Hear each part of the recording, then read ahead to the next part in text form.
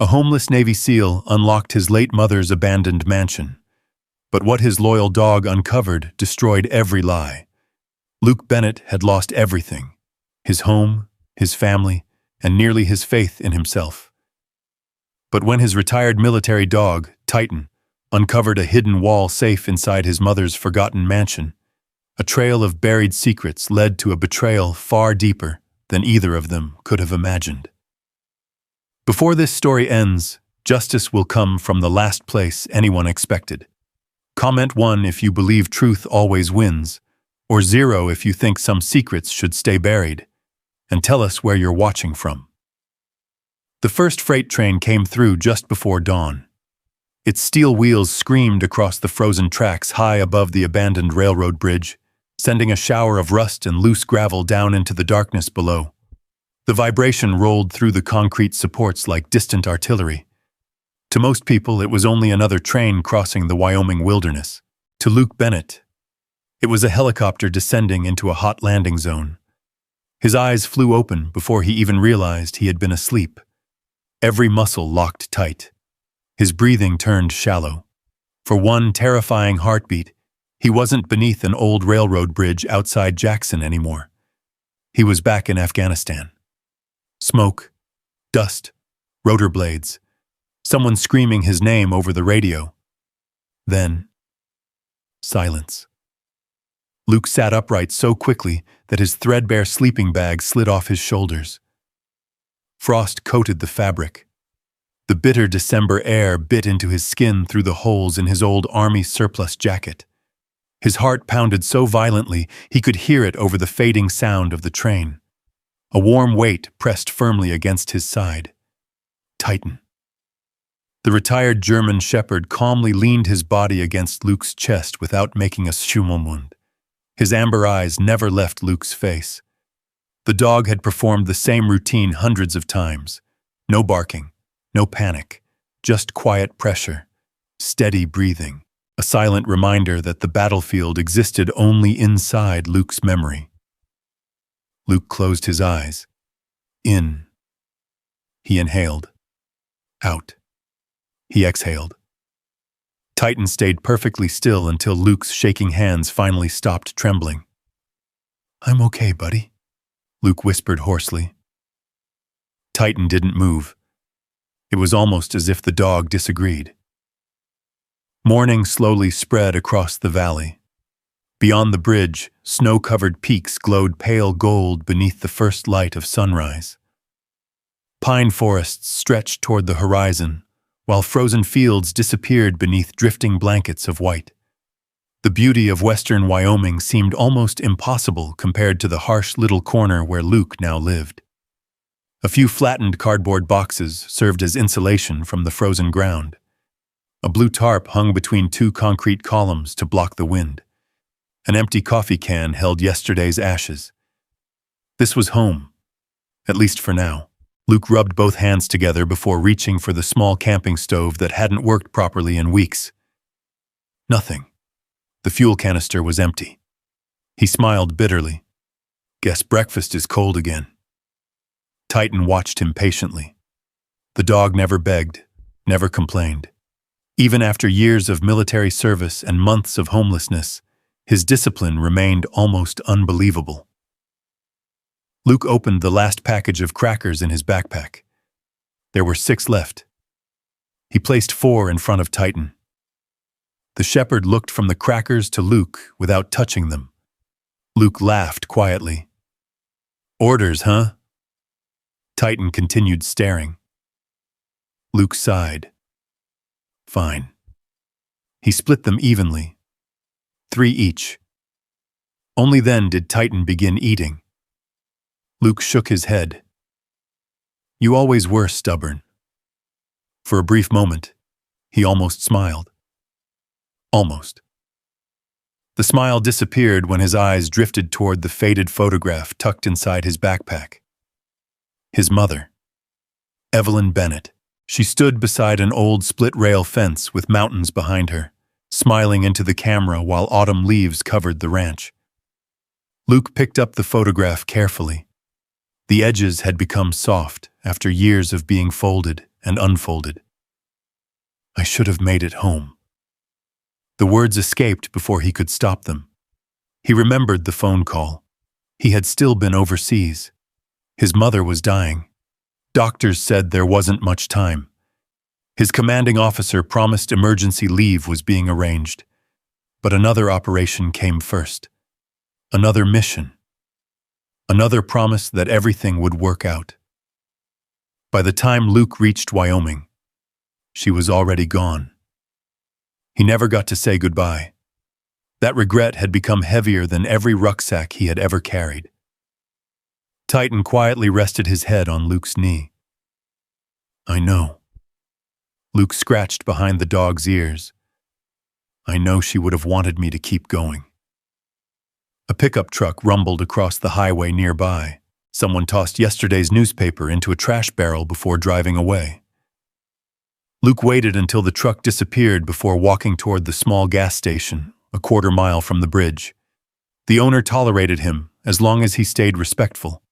Some mornings he allowed Luke to warm his hands beside the coffee machine. Other mornings he simply looked away. Today, Luke stood near the entrance while Titan lay obediently beside him. A portable radio behind the checkout counter crackled with local news, continuing our coverage of the Black Pine Mountain Development Project. Luke barely listened. Construction crews are expected to begin demolition of the historic Bennett estate this Friday. His head snapped toward the radio. The abandoned mansion and nearly 2,000 acres of surrounding ranch land will be cleared to make room for a luxury mountain resort. The words echoed inside him. The Bennett estate. His home. His mother's ranch. The old stone mansion where she used to leave the porch light on whenever he came home from training. Luke stepped closer. The cashier turned the volume higher. The property, purchased by developer Graham Voss several years ago, has remained vacant despite preservation efforts from local historians. Heavy equipment is expected to arrive within days. Luke felt every sound disappear. Graham Voss, his stepfather. The man who had looked Luke in the eye after Evelyn's funeral and calmly explained that there was nothing left for him. The ranch, the house, everything belonged to Graham now. Luke had been too broken, too exhausted, too poor to fight. He walked out into the freezing air without realizing he'd left the coffee untouched. Titan immediately fell into step beside him. Snow began drifting from darkening clouds overhead. Friday. Only a few days remained before the house disappeared forever. That evening, the temperature dropped below freezing. Wind howled beneath the bridge. Luke wrapped himself inside the sleeping bag while Titan curled against his side. He couldn't sleep. The radio announcement replayed endlessly inside his head. His mother's piano, the stone fireplace, the porch swing she loved. Soon, gone. Somewhere after midnight, Titan suddenly lifted his head. His ears twitched. The dog quietly stood and walked toward Luke's old olive-green sea bag. Luke frowned. "What is it?" Titan sniffed once. Twice. Then gripped the inside lining with his teeth. Fabric tore open.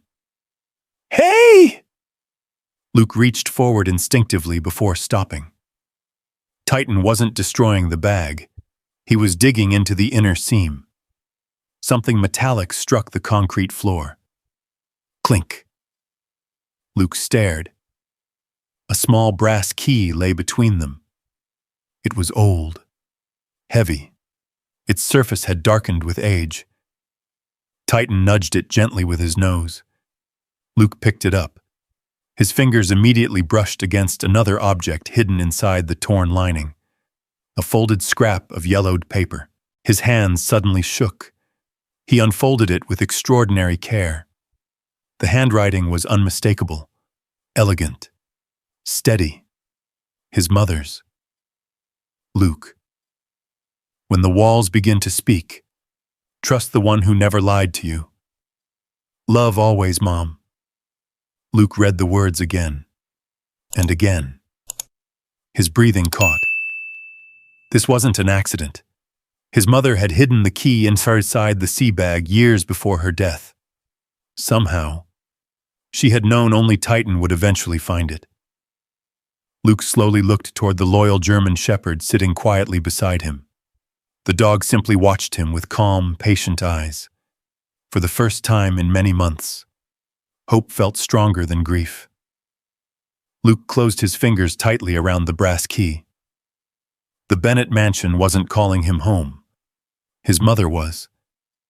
Luke Bennett sat beneath the railroad bridge long after the wind had buried his boot prints beneath fresh snow. The brass key rested in the palm of his hand, surprisingly warm despite the freezing air. He kept turning it over, studying every scratch worn into its surface. It wasn't decorative. It had been used many times. Whoever forged it had intended it to last a lifetime. Titan remained beside him, watching without making a sound. Luke looked toward the faded note again. When the walls begin to speak, trust the one who never lied to you. His mother had always chosen her words carefully. She never wasted a sentence. This wasn't a farewell. It was an instruction. For months, Luke had believed every path in front of him led nowhere. Wake up, find enough food for another day, avoid trouble, sleep beneath the bridge, repeat. Now there was a direction. Black Pine, home. He packed what little he owned before sunrise. One sleeping bag, a dented cooking pot, an old flashlight with weak batteries, a pocket knife, his military jacket, the sea bag that had carried him through deployments across half the world. Titan waited patiently while Luke tightened every strap. We're going home. The German shepherd stood immediately. His tail wagged only once. That was enough. The morning sky glowed pale silver as they began walking north along Highway 191. Snow covered the shoulders of the road, while the Grand Tetons rose like jagged stone guardians in the distance. Pine trees swayed beneath heavy blankets of white, and thin streams disappeared beneath sheets of ice. It was beautiful. It was also brutally cold. Luke kept his head down against the wind. Each step reminded him how badly his knees still hurt. Years of carrying heavy packs through mountains overseas had left permanent damage. Some mornings they barely bent. Titan constantly adjusted his pace, never pulling ahead, never falling behind. Always matching Luke exactly. Just before noon, they reached a lonely gas station sitting beside an empty intersection. The smell of gasoline mixed with fresh coffee drifted through the crisp mountain air. Luke pushed open the front door. The bell above it chimed softly. Inside, only 3 people occupied the store. An elderly woman choosing canned soup, a truck driver paying for diesel, a teenage cashier watching snow collect outside. Luke quietly filled a paper cup with hot water from the coffee machine after receiving a small nod from the cashier. He wasn't asking for charity, just warmth. Titan lay beside the door exactly as military working dogs were trained to do. The truck driver noticed him. Beautiful shepherd. Luke smiled faintly. The best partner I ever had. The man nodded respectfully. I believe it. Those 4 simple words meant more than Luke expected. People often looked at homeless men and saw failure. This stranger had looked at Titan, and somehow seen Luke too.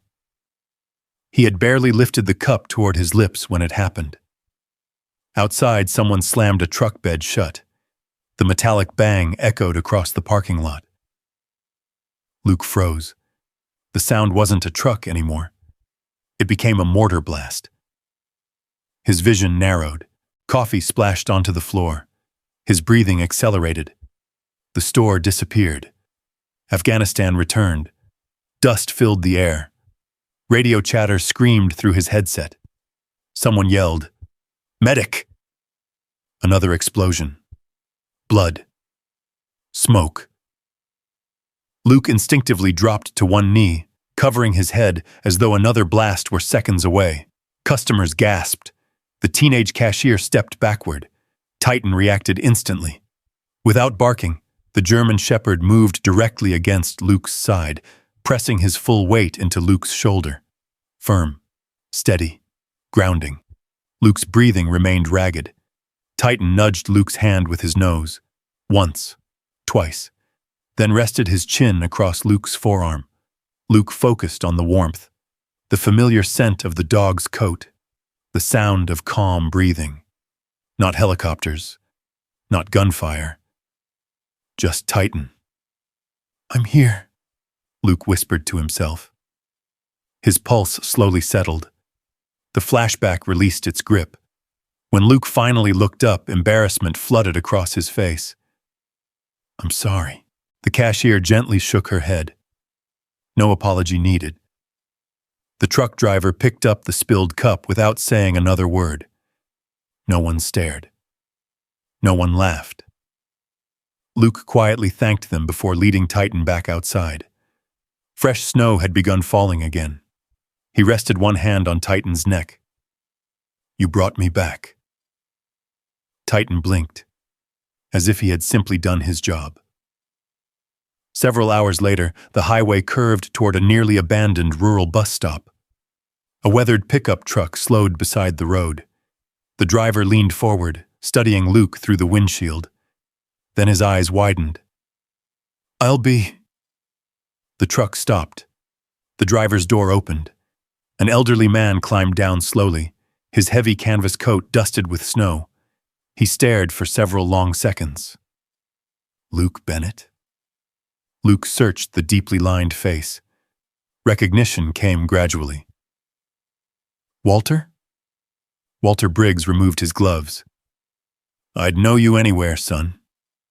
Luke managed a tired smile. "It's been a while. Almost 20 years. Walter's eyes moved toward Titan. "So that's the famous dog your mama used to brag about." Luke scratched behind Titan's ears. "This is Titan." Walter nodded respectfully toward the shepherd. "I've heard a lot about you." Titan calmly accepted the greeting. Walter looked back at Luke. "You heading toward Black Pine?" Luke hesitated. "I am." Walter opened the passenger door. "Then stop standing out here freezing." Luke almost refused. Old habits told him not to inconvenience anyone. Walter seemed to read his thoughts. "Your mother would have boxed my ears if I left you walking." Luke climbed inside. Titan settled across the back seat as though he'd ridden there his whole life. The heater blasted welcome warmth into the cab. For several miles, neither man spoke. Snow drifted across empty ranch land outside the windows. Finally, Walter broke the silence. "Evelyn asked about you." Luke looked over. "What?" Nearly every week, Walter kept his eyes on the road. "Even after she got sick." Luke swallowed hard. "She knew I'd come home eventually." Walter nodded. She believed that more than anything. Luke stared through the windshield. "I was too late." Walter sighed. "She never blamed you." Silence returned. The truck climbed higher into the foothills. Dark forests stretched along both sides of the highway. Eventually, Walter spoke again. "There's something else." Luke turned. "Graham's got armed security all over the Bennett place." Luke frowned. "For what?" Walter shrugged.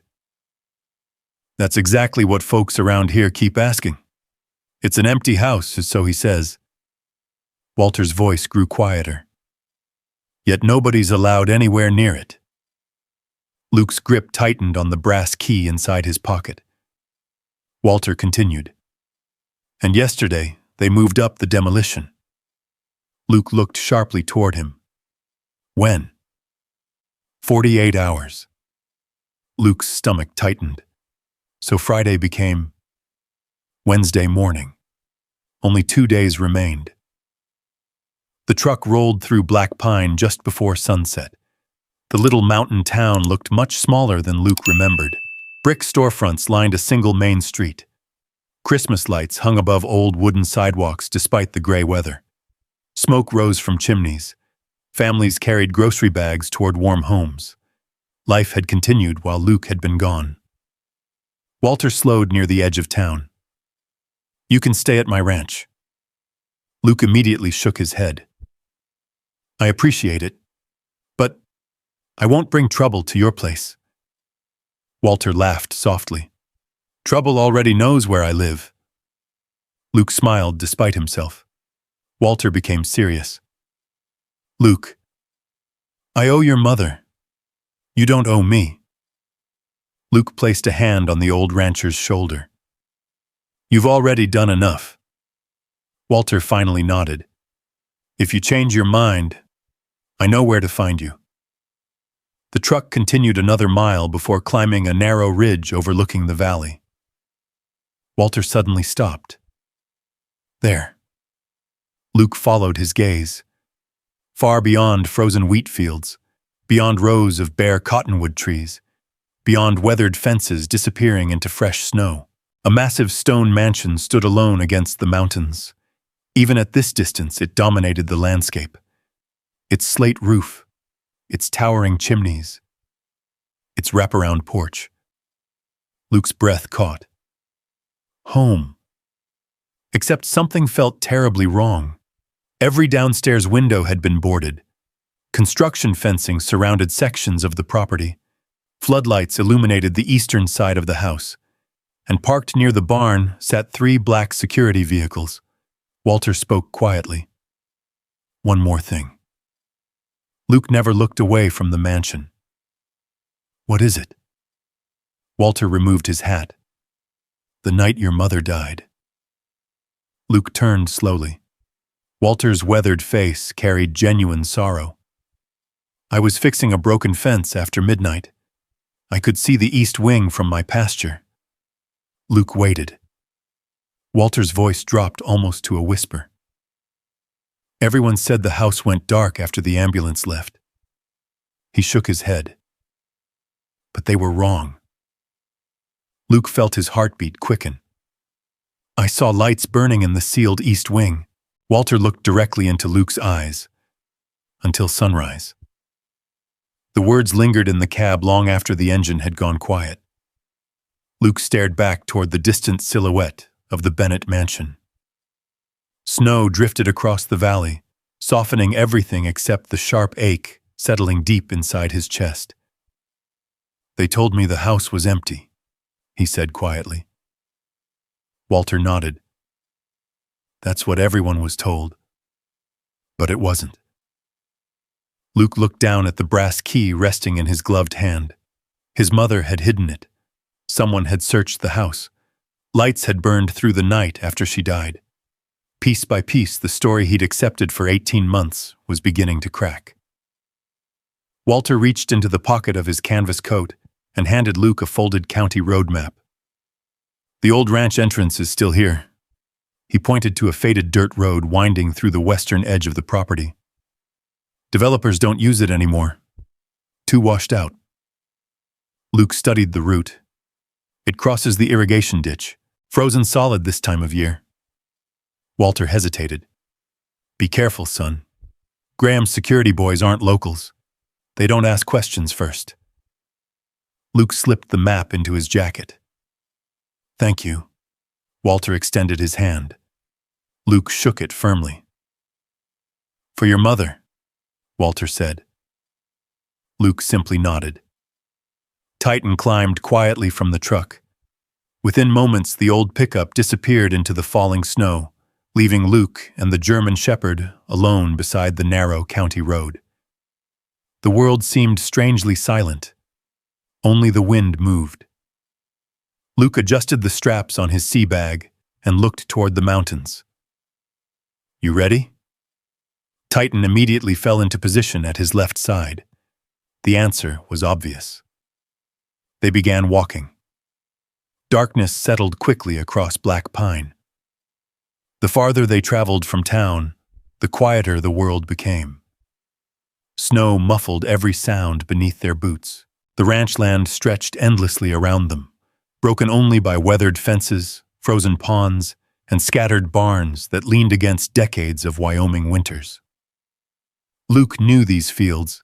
As a boy, he had ridden horses through them every summer. His mother used to wave from the porch every evening when he came racing home before sunset.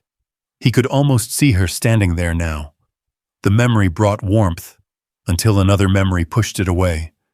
Rotor blades, smoke, a radio crackling with desperate voices. Luke stopped walking. His breathing tightened. Not now. He closed his eyes.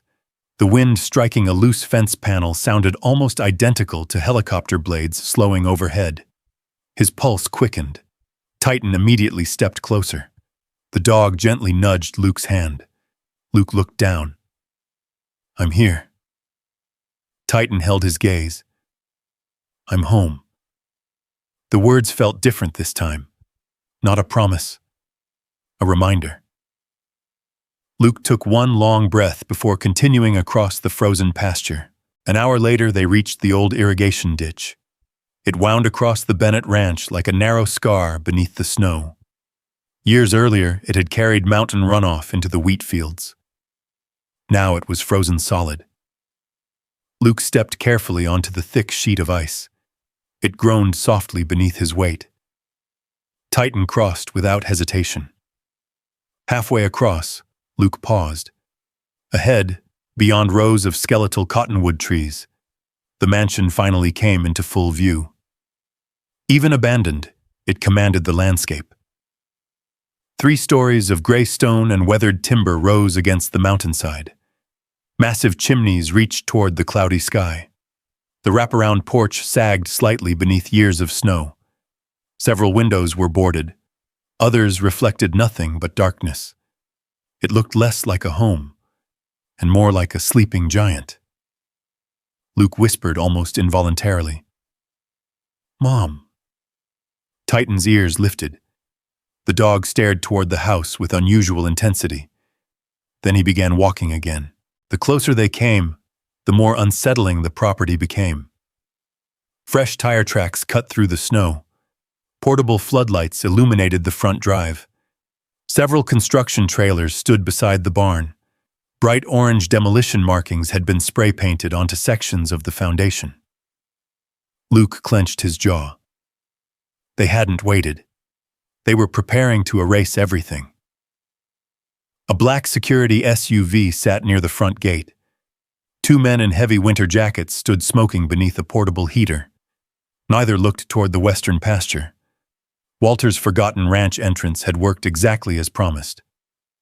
Luke crouched behind an old stone wall. He studied the guards. Military habit. Count, observe, wait. One checked his phone. The other wandered toward the barn. Neither appeared interested in the rear of the property. Luke whispered, "Now." Titan moved silently. Not a twig snapped beneath his paws. Luke followed several yards behind. They slipped through an overgrown orchard where abandoned apple trees twisted beneath heavy snow. The back gardens had disappeared beneath weeds and ice. Broken statues leaned sideways. A dry fountain sat filled with frozen leaves. Nature had begun reclaiming the estate. Luke reached the rear porch. The old wooden steps creaked beneath his boots. He stopped. His hand rested on the weathered railing. He remembered sanding that very railing one summer when he was 15. His mother had insisted they restore it together. She had laughed when he complained about splinters. "You'll thank me when you're older." He smiled despite himself. Then the smile faded. The back door was chained shut from the outside. Someone had deliberately sealed it. Luke examined the chain. New steel. Recently installed. Why? Titan sniffed around the porch before stopping beside a narrow side entrance nearly hidden behind climbing ivy. The German shepherd looked back at Luke. Luke brushed snow away from the old brass lock. His heart skipped. It matched the brass key perfectly. He slowly removed the key from his pocket. For just a second, He hesitated. Opening that door meant accepting whatever truth waited inside. Titan quietly rested his head against Luke's arm. Luke nodded. Together. The key slid smoothly into the lock. No resistance. No rust. Almost as though someone had maintained it. He turned it. Click. The heavy latch released. Luke slowly pushed the door inward. A breath of icy, stale air drifted out. The smell struck him instantly. Dust, old wood, faded books, fireplace ash, the unmistakable scent of the home where he had grown up. He stepped inside. Darkness swallowed them. Luke removed the flashlight from his pack. Its weak beam cut through floating dust particles. White sheets covered furniture throughout the hallway like silent ghosts. Family portraits had been removed, leaving pale rectangles on the walls. The grandfather clock near the staircase had stopped forever at 2:17. Nothing moved. Nothing spoke. Yet the house didn't feel abandoned. It felt interrupted. Luke slowly walked deeper inside. Every floorboard answered with a tired groan. The silence grew heavier. Then Titan stopped. His nose lowered toward the hardwood floor. He sniffed once, twice, then began following an invisible trail down the hallway. Luke aimed the flashlight downward. Fresh mud, boot prints. Not one pair, several. Recent enough that melting snow still darkened the wood. Someone had been inside. Recently. Luke crouched beside the tracks. Heavy tactical boots, wide tread, purposeful movement. Not construction workers. Search patterns. He recognized them immediately. His pulse quickened. Someone had systematically searched room after room. But for what? Titan continued forward. Luke followed. As they passed the grand staircase, a loose shutter slammed violently against an upstairs window. Bang! Luke froze. The sound exploded inside his mind. Helicopter rotor. Incoming fire. His flashlight slipped from his hand and struck the floor. For an instant, he saw nothing except smoke rolling across desert sand.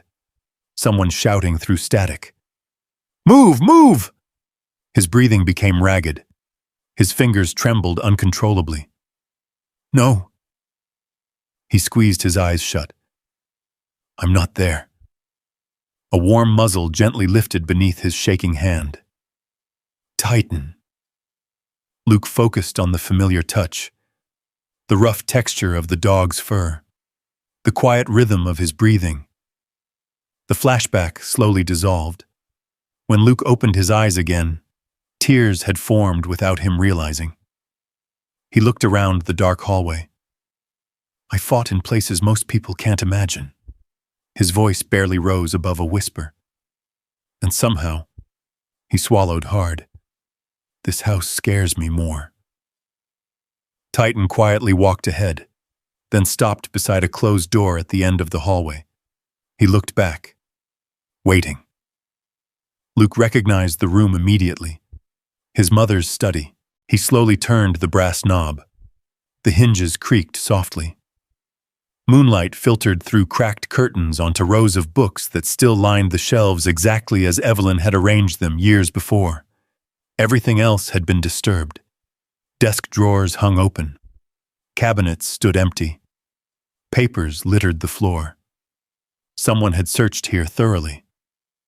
Luke stepped toward the fireplace.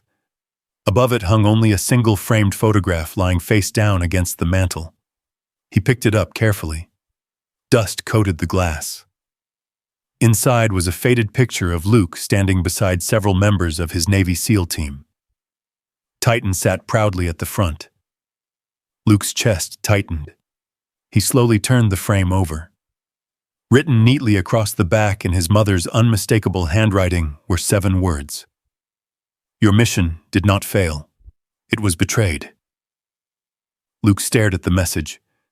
The room suddenly felt much colder. "Your mission did not fail." It was betrayed. The words refused to leave his mind. For 18 months, Luke had carried the crushing weight of believing that his decisions had cost good men their lives. Every sleepless night beneath the railroad bridge had ended the same way, with faces from Afghanistan appearing in the darkness and one question echoing louder than the rest. What if I had done something differently? His mother had written only 7 words, yet those 7 words had shaken the foundation of everything he believed. Titan quietly sat beside him, his ears forward, watching Luke instead of the room. "You knew something," Luke whispered toward the empty study. "Didn't you, Mom?" The old house answered only with silence. Outside, the wind swept across the valley, rattling bare tree branches against the stone walls. Luke carefully slipped the photograph into his jacket. Whatever his mother had discovered, she had wanted him to find it. He slowly surveyed the study. The room had once been the warmest place in the mansion. Evelyn spent countless evenings reading there beside the fireplace while rain tapped against the tall windows. Shelves of history, poetry, medicine, and military biographies climbed from floor to ceiling. Even now, despite the dust, the room carried the faint scent of cedar wood and old paper. But someone had turned it upside down. Books lay scattered across the floor. Desk drawers had been emptied. Picture frames rested face down. A heavy globe had been split open. Whoever searched this room hadn't been stealing valuables. They had been looking for something specific. Luke moved carefully through the room, forcing himself to think like he had during reconnaissance missions years before. Don't look for what is obvious. Look for what doesn't belong. His flashlight drifted slowly across the walls. The shelves, the ceiling, the fireplace. Nothing. He opened cabinet after cabinet. Empty. He checked beneath the desk. Only dust. Inside an old filing cabinet, he found faded medical receipts and Christmas cards from neighbors, but nothing that explained the strange message his mother had left behind. An hour passed, then another. Snow continued falling outside. Luke rubbed tired eyes. Maybe they already found it. Titan, however, showed no interest in the papers. Instead, the German shepherd wandered toward the far wall. He stopped beside a massive walnut bookcase. His nose twitched. He sniffed along the baseboard, then stepped back. Luke barely noticed. The dog repeated the motion. This time Titan pressed his nose directly against one narrow section of wood before stepping backward again. Luke smiled faintly. Mice? Titan ignored him. He returned to the same place. Again. Again. Again. The pattern caught Luke's attention. Military working dogs didn't repeat behaviors without reason, especially not Titan. Luke walked over. What is it? Titan lowered himself into a rigid position. Then, without making a sound, he raised one front paw and gently scratched the wood 4 times. Scratch, scratch, scratch, scratch. Luke froze, not because of the scratching, because of the way Titan had done it.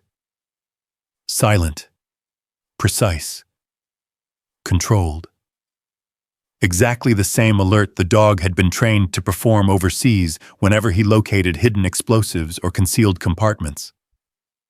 Luke slowly knelt beside him. No. His fingers brushed across the walnut paneling. The wood looked identical to every other section of shelving. Years of varnish had blended everything together. Yet, as he leaned closer, he noticed something almost invisible. A narrow seam, less than the thickness of a fingernail, running vertically behind one shelf. His pulse quickened. Titan scratched the same spot once more. Luke stood. If you're right. He grasped one side of the enormous bookshelf. It barely moved. Solid, built into the wall. He searched for mounting brackets, hidden screws. Nothing. Then he noticed several books had no dust on their spines. Someone had removed them recently. Luke carefully lifted each one away. Behind them, deep inside the shelf, sat 4 heavy brass bolts. Fresh tool marks surrounded them. They tried.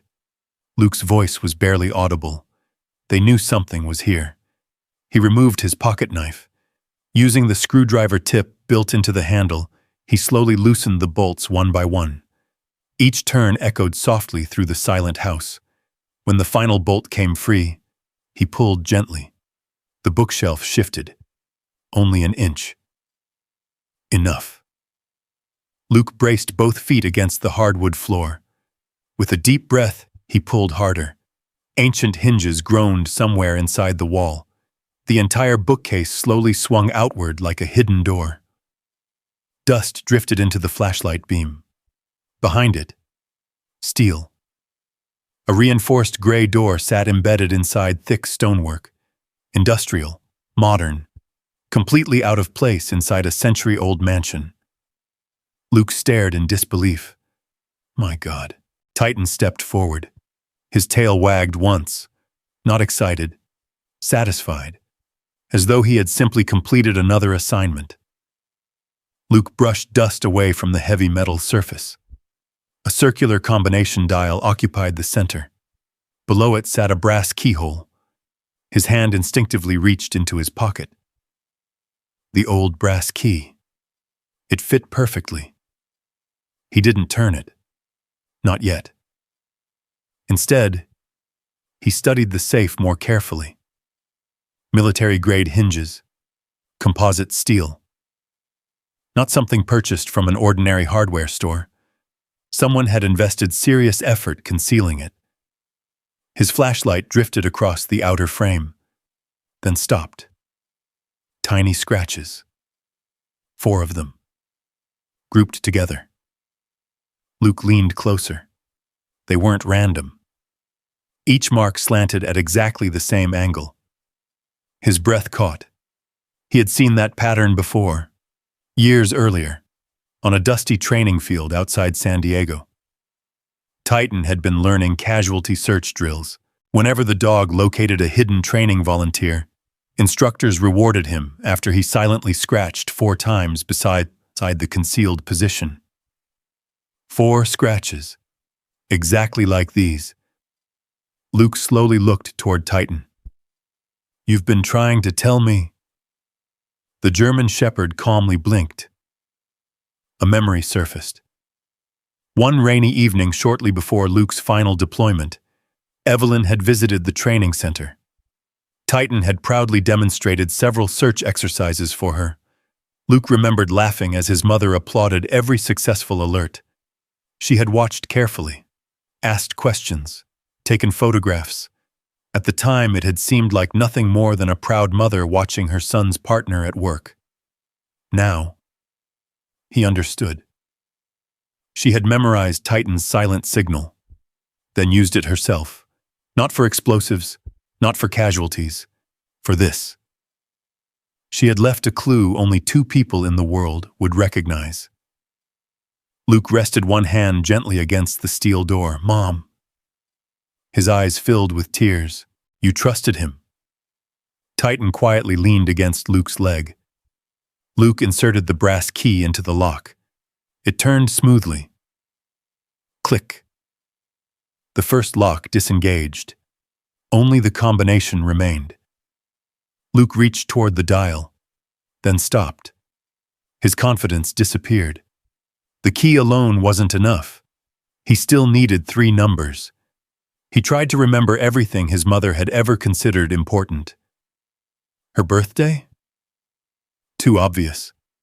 The day she married Graham? Never. She hated that anniversary by the end. His own birthday? Possible. But somehow it felt wrong. Luke closed his eyes. Think. Not like a son. Like Evelyn Bennett. What mattered most to her? Family. Service. Second chances.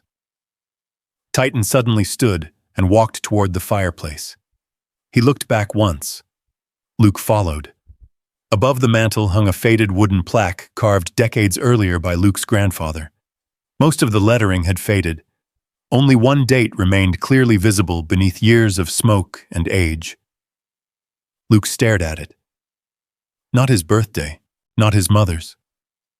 The date Titan had pulled him from the collapsed compound in Afghanistan after the explosion that ended Luke's military career. The day the dog had saved his life. The same day Evelyn had later called a miracle. Luke looked from the plaque to Titan, then back toward the waiting safe. Slowly, very slowly, he placed his fingers on the cold metal dial. The steel felt colder than the winter air creeping through the old mansion. Luke closed his eyes.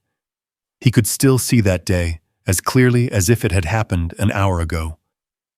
The ruined compound, the collapsing walls, the explosion that buried him beneath broken concrete. Darkness. Silence. Then one determined bark. Titan had ignored every shouted order to retreat. The German shepherd had dug through shattered stone until he found Luke's arm. Rescue teams later told Luke that without the dog, he would have suffocated before anyone reached him. His mother had cried when she heard the story, not because Luke had almost died, because Titan had refused to leave him. She called it the day hope came home. Luke slowly turned the dial. The first number, the second, the third. Each click echoed through the silent study. He took one long breath, then wrapped his fingers around the heavy handle. For a moment, nothing happened. His heart sank. Then deep inside the mechanism, a heavy metallic thud rolled through the wall. One lock disengaged, another followed. The steel door released with a slow groan. Luke pulled carefully. Cold air drifted out of the hidden compartment as if it had been sealed for years.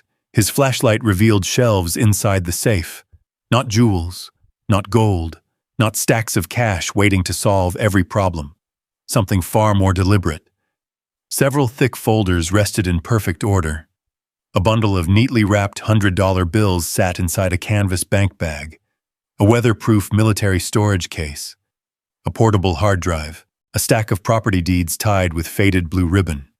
Several sealed medical envelopes. An old digital voice recorder. Everything had been arranged with remarkable precision. His mother had expected someone to find this. Eventually. Luke reached for the voice recorder first. A small piece of masking tape had been placed across it. In careful handwriting were 3 words. For Luke only. His hands trembled. He pressed the play button. Static filled the room. Then, his mother's voice. Soft. Calm. Completely unmistakable. Luke. The single word stole the air from his lungs. He hadn't heard her voice since before the funeral. If you're listening to this. A brief pause. Then Titan brought you home. Luke glanced toward the German shepherd. Titan quietly rested beside the fireplace, watching him with patient eyes. I wish I could have given you this myself. Her breathing sounded slightly labored. I know you're probably blaming yourself for everything. For your team. For coming home too late. For me. Luke lowered his head. Tears slipped silently onto the old hardwood floor. You were never responsible for my illness. You were never responsible for what happened overseas. I need you to believe that. Luke covered his mouth. Every word struck directly against years of buried guilt. I discovered something after your final deployment. The men who visited my clinic, they weren't ordinary patients. They were veterans. Some carried injuries you could see. Others carried wounds hidden deep inside. They trusted me because I never judged them. The recording paused briefly. Several worked temporary security jobs after leaving the military. They all described the same company, Graham's logistics operation. Luke slowly looked toward the folders inside the safe. His pulse quickened. They believed they were transporting agricultural equipment. They weren't. They unknowingly moved military components through remote ranches and warehouses. I started keeping records. I couldn't ignore what I was hearing. Luke opened the nearest folder. Inside were handwritten notes. Dates, license plate numbers, warehouse addresses, names, everything catalogued with extraordinary care. His mother hadn't simply suspected something. She had investigated it. The recording continued. One evening, a veteran recognized a photograph on my desk. He pointed at your team. He asked if I knew Lieutenant Luke Bennett. Luke froze. He said, "Your last mission wasn't a failure. It was arranged." Luke's heartbeat thundered inside his ears. Arranged. He reached for another folder. Inside lay several military photographs. One immediately caught his attention. 3 familiar faces smiled back from the image. Members of his SEAL platoon, officially listed as killed during the operation. Beneath the photograph rested 3 military identification tags. Luke picked them up carefully. His fingers shook violently. He remembered receiving notification that their bodies had never been fully recovered. Yet here were their tags, hidden by his mother. He turned over the final photograph. His breath caught. A newer image, taken only months earlier. One of those same men stood beside a pickup truck somewhere in the United States. Older, thinner, but unmistakably alive. "No," Luke whispered. "That's impossible." He stared at the picture again. The date stamped across the bottom had been taken less than 6 months earlier. One member of his supposedly dead team had survived. Luke's thoughts spiraled. If one man lived, what else had been a lie? The recorder continued. "I wanted to tell you immediately, but someone began watching the ranch. I found strangers asking questions. They searched the house while I was away. I realized they were looking for the same information I had uncovered." Luke remembered the boot prints, the empty drawers, the torn study. Graham's people hadn't been searching randomly. They had been hunting this safe. His mother continued speaking. "I trusted almost no one. So I trusted Titan." A faint laugh escaped the recorder. "I knew he would never betray you. I also knew he'd never stop searching until he found what mattered." Luke smiled through his tears. That sounded exactly like Titan. If Graham discovers these records, he will destroy them. He has spent years removing witnesses. Please don't underestimate him. Luke slowly opened the weatherproof military case. Inside lay an encrypted external drive. Beside it rested a folded list of names. Dozens of them. Many carried notes beside their names. Veteran. Missing. Homeless. In treatment. Transferred. One word appeared repeatedly. Witness. Luke's stomach tightened. His mother had quietly built an archive. Not for herself. For the people nobody else protected. The recording reached its end. "Luke, if you're hearing this, it means I've run out of time. I don't want revenge. I want truth. The men and women who served this country deserve better than becoming disposable. And so do you." Her breathing slowed. "I love you. I always will. Bring the truth into the light." A soft click, silence. Luke sat motionless. The study seemed impossibly still.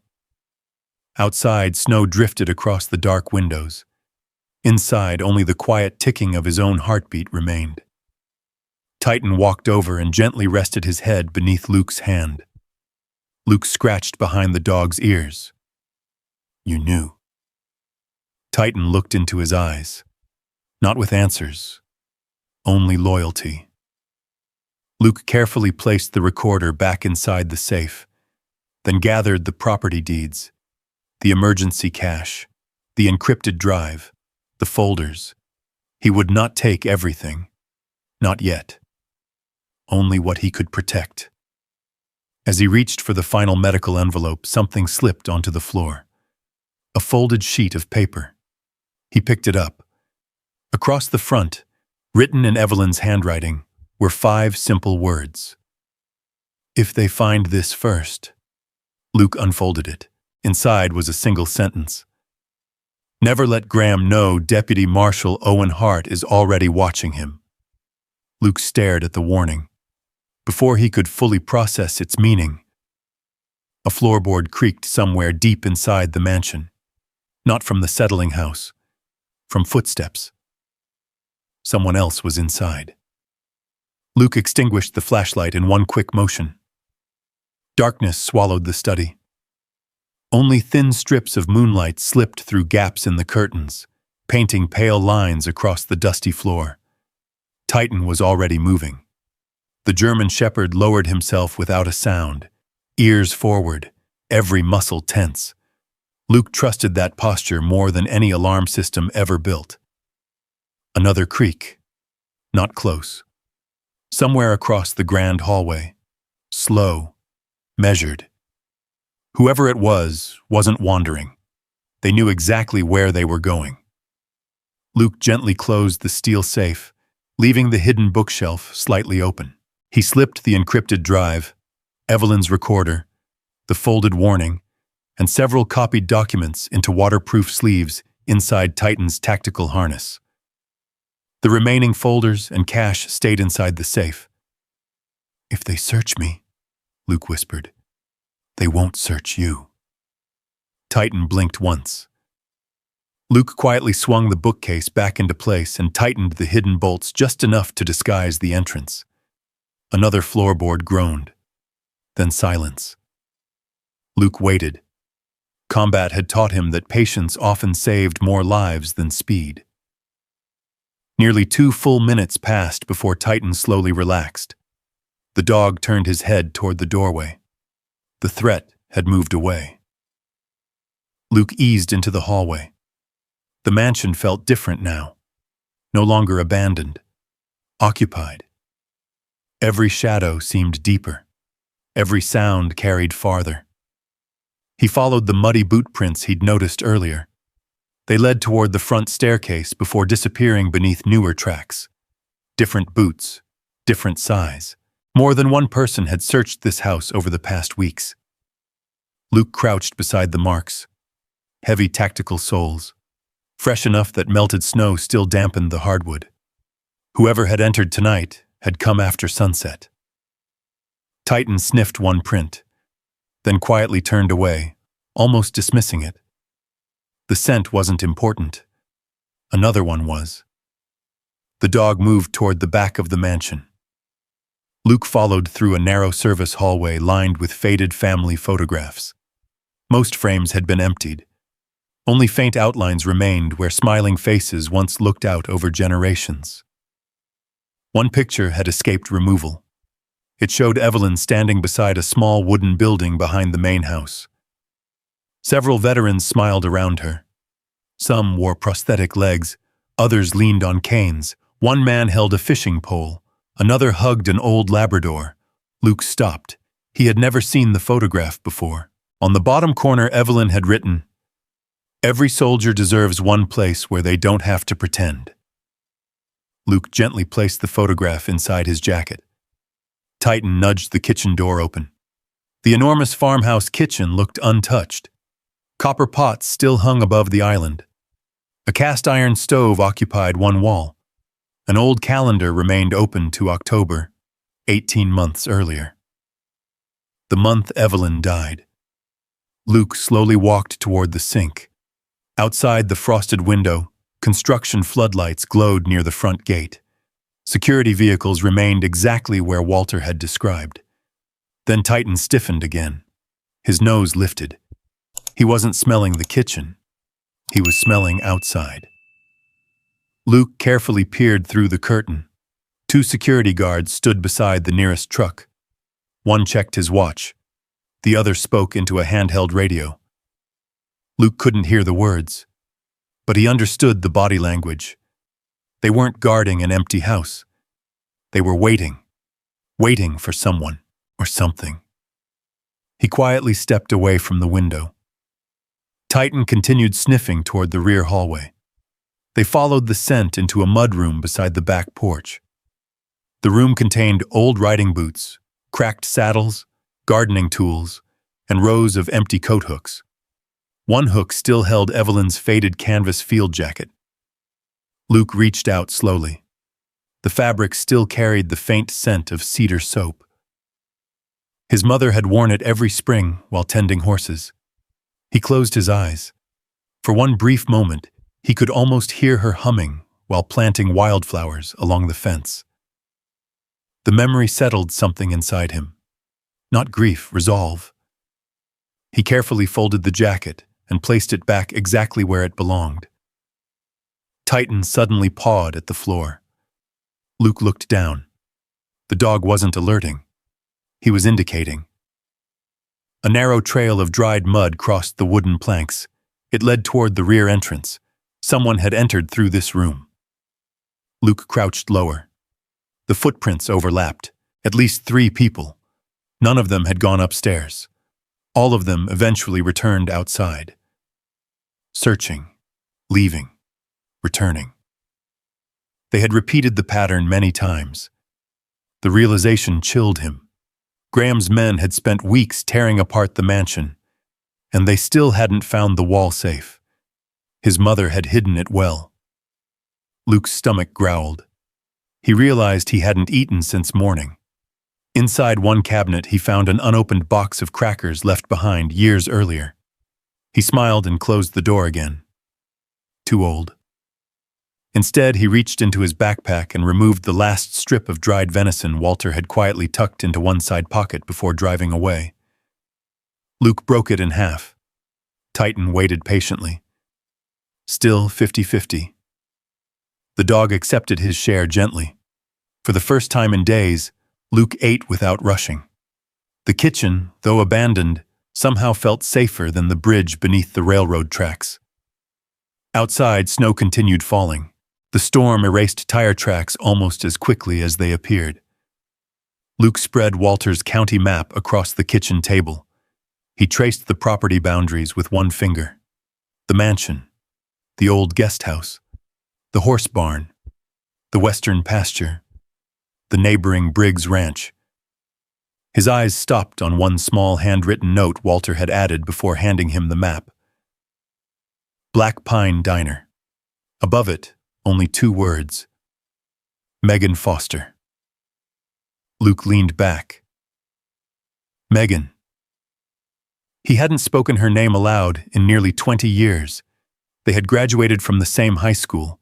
She had once beaten him in every history competition and teased him about joining the Navy because, according to her, you hate waking up early. She had attended his deployment ceremony. After that, life had carried them in different directions. Walter must have known she was back in town. More importantly, he trusted her enough to write her name. Luke remembered Evelyn mentioning years ago that Megan had gone to law school.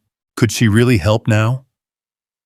His eyes drifted toward the recorder, toward the encrypted drive hidden safely inside Titan's harness, toward the note warning him about Deputy Marshal Owen Hart. Too much evidence. Too dangerous to keep carrying without help. He made his decision. We leave before daylight. Titan quietly wagged his tail. Luke rose from the table and prepared to spend the remaining hours before dawn inside the mansion. Not upstairs. Not in his old bedroom. Instead, he spread his sleeping bag across the floor of his mother's study, exactly where she had spent countless evenings reading beside the fireplace. Titan lay across the doorway, facing the hallway, always protecting. Luke looked once more toward the hidden bookshelf. His mother's voice echoed in memory. Bring the truth into the light. I will. He whispered the promise into the darkness. Outside, the snowstorm intensified.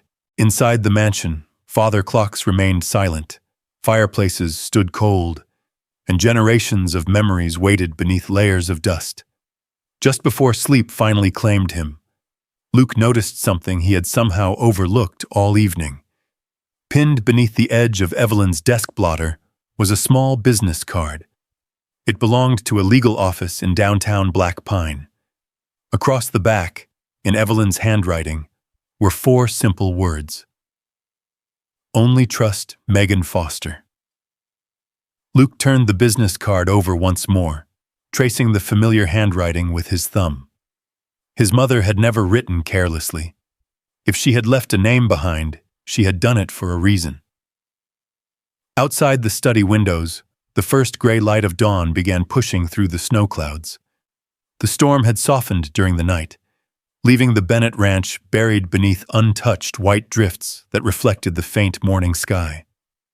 Luke rolled his sleeping bag and quietly packed the few belongings he intended to carry. The encrypted drive, the recorder, the warning about Deputy Marshal Owen Hart, several copied documents. Everything else remained hidden inside the wall safe. He looked toward the concealed bookshelf one last time. "You stayed hidden all this time," he whispered. "Stay hidden a little longer." Titan rose immediately.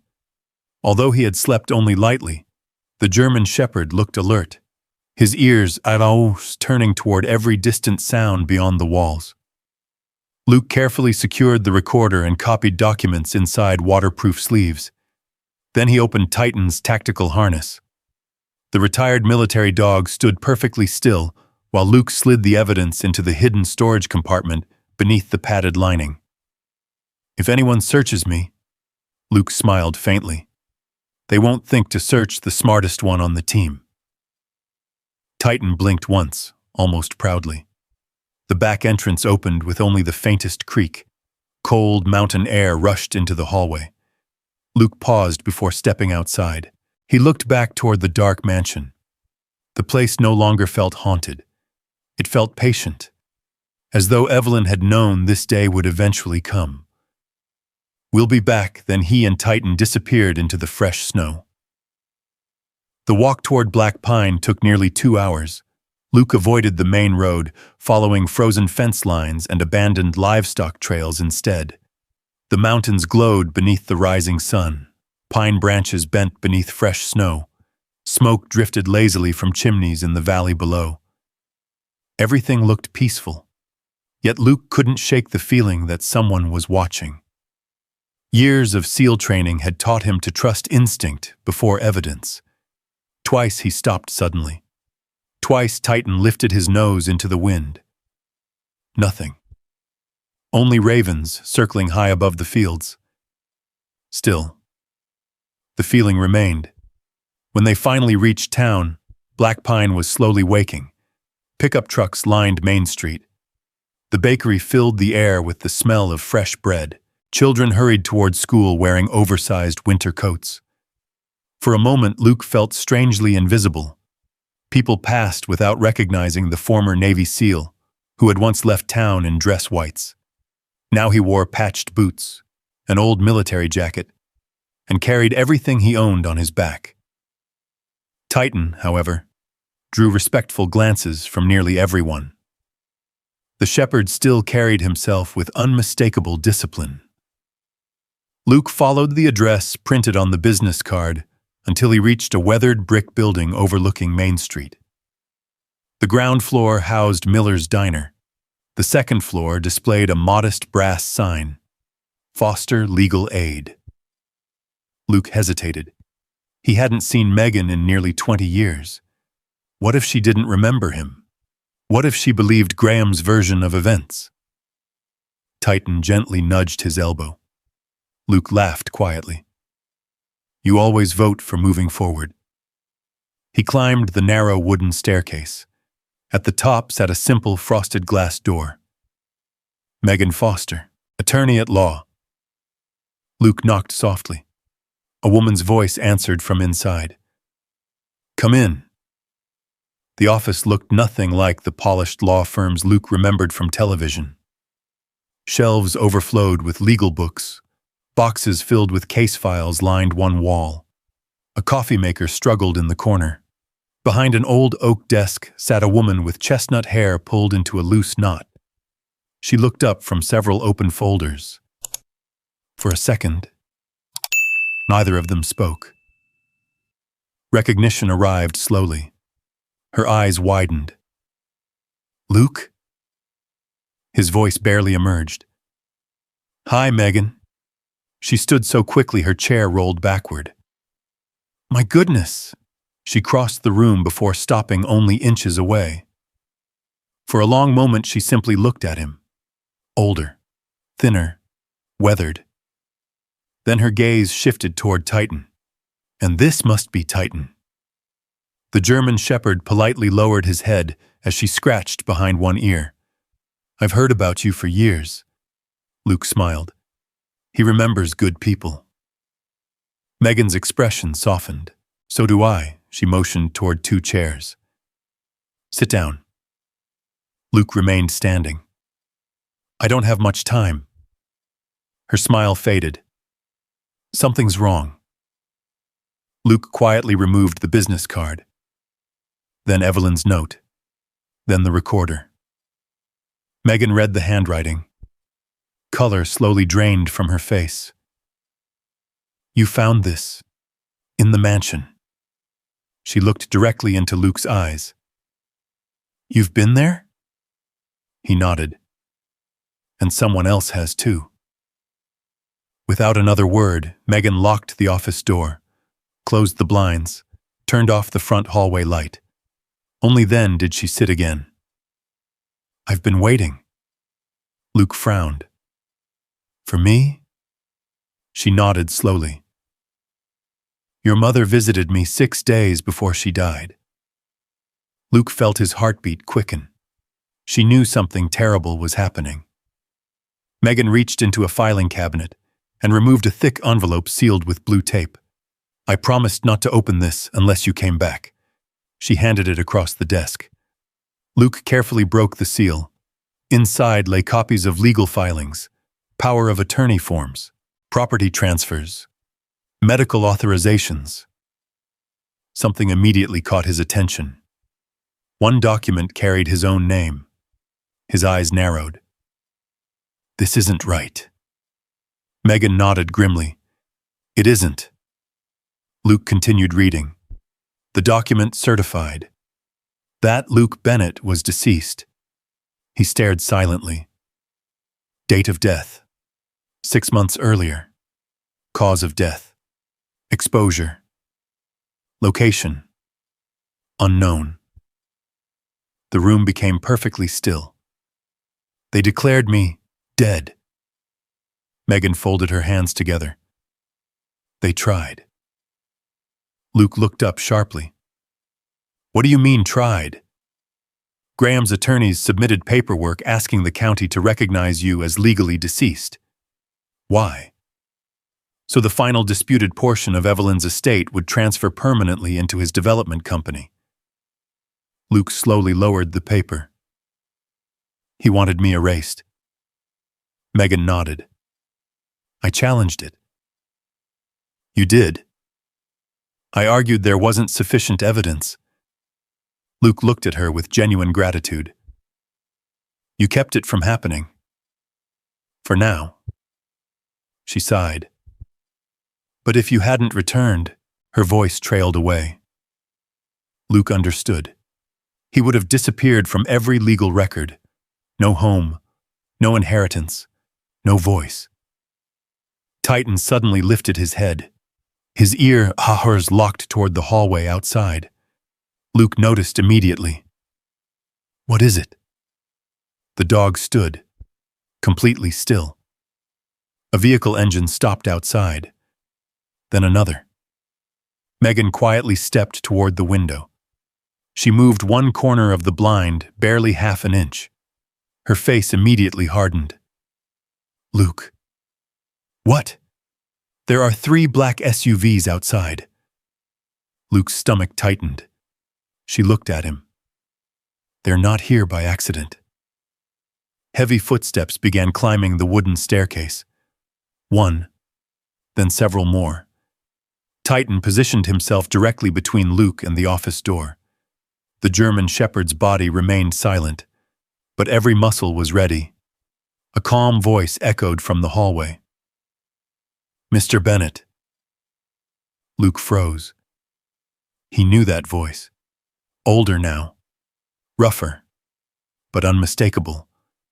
Somewhere deep inside his memory, radio static, gunfire, smoke, that same voice giving orders during the mission that destroyed his life. Titan's lips barely lifted from his teeth. Luke whispered almost to himself. Derek Sloan. Outside the office door, the footsteps stopped. Then came 3 slow knocks. No one inside the office moved. The sound seemed to hang in the air between Luke, Megan, and Titan. Another knock. Calm, patient. Not the pounding of an angry man. The deliberate rhythm of someone convinced he already controlled the situation. A voice came through the frosted glass. "Mr. Bennett, my name is Derek Sloan." Luke's jaw tightened. "I'd like 5 minutes of your time." Silence. Derek continued, almost pleasantly. "You've been through enough. There's no reason to make this difficult." Titan stood perfectly still in front of the door, his ears forward, his eyes fixed on the handle. Luke recognized the posture immediately. Not aggression, protection. The same posture Titan had taken before entering dangerous compounds overseas. Megan leaned closer to Luke and whispered, "The back stairwell." Luke glanced toward the narrow hallway behind her office. She nodded almost imperceptibly. "It leads to the diner kitchen." The voice outside returned. "We know you're in there." Luke looked at Megan. "You don't have to be part of this." She met his eyes. "My name was written by your mother." She took a slow breath. "I decided a long time ago what side I was on." A third knock echoed through the office. Then Derek spoke again. "Graham Voss is willing to resolve this peacefully." Luke almost laughed. Peacefully. The word tasted bitter. He quietly removed the recorder and one folder from his backpack. "No." He opened Titan's harness. The encrypted drive. The copied evidence. The warning from Evelyn. Everything disappeared into the hidden compartment beneath the padded lining. "If something happens to me," Megan shook her head. "Nothing is happening to you." Luke smiled faintly. "Then let's keep it that way." The office door handle turned, locked. Whoever stood outside tested it once, twice, then stopped. "We're coming in." Megan looked toward the ceiling. An old red fire alarm pull station hung beside the hallway. She whispered, "Trust me." Without waiting for an answer, she crossed the office and yanked the handle.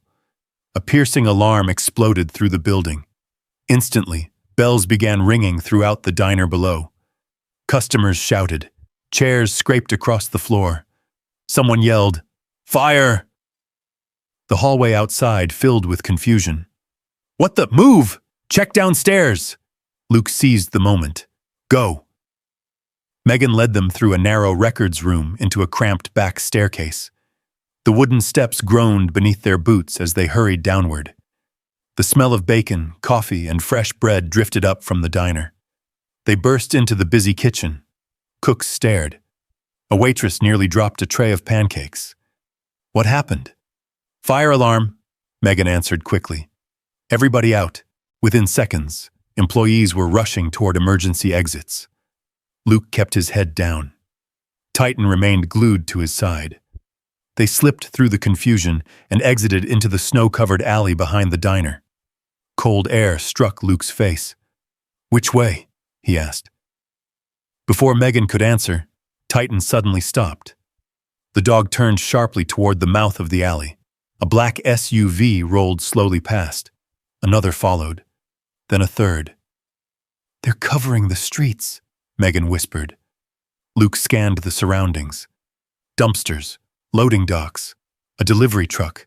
No clear escape. Titan tugged gently at Luke's sleeve. What is it? The shepherd pulled toward a narrow service corridor between two brick buildings, hardly wide enough for a person. Luke followed.